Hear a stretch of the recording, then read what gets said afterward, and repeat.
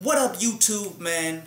And I'm sure you've all heard by now, or at least seen the title in this, man. Today, allegedly, Mac Miller's body was found after an overdose, being dead at age 26. Now, I'm still hoping that this is a lie. I'm still hoping that he's going to pop up somewhere like, nah, y'all play too much, y'all need to stop with all this, man.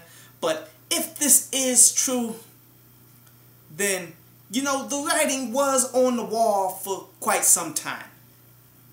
And I talked about it in his last album, where I said specifically that he needed to go through the pain that he was living through in order to become a better artist. You feel me?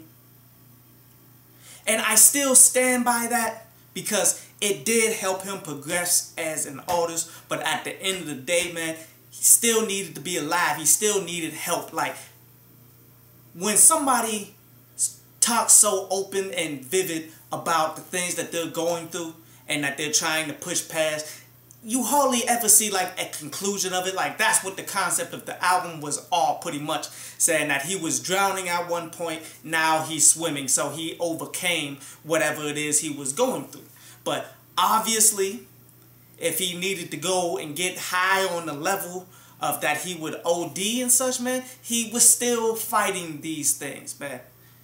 And this is a lot in today's music, like depression and all of this stuff. Now, I'm not 100% saying that all these rappers out here that's talking about their depression and all the things that they're going through are actually going through it, because it's become more of the cool thing to talk about these days. But there are certain artists that have come out from a while ago that I really believe, that I was like, okay, this person is making a cry for help here, and nobody is listening because you're too involved in the music. And guys that I think of like that was like a Sweatshirt that was with Odd Future and such, man. I said specifically, this kid is calling for help and nobody is trying to listen to him. And there's a bunch of people that's like that, like Triple X Tentacion had moments like that as well. And this really saddens me, man, for multiple reasons, and not just because I feel as though he was hitting his stride musically and there was going to be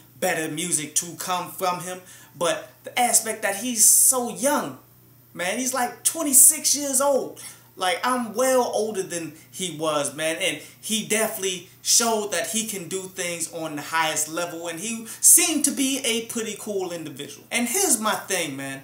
Sometimes, not all the time, but sometimes, jail can save a person's life. Like, when you look at Mac Miller, not long ago, he had a DUI where he crashed his truck and then he ran from the scene and all that just to be picked up later.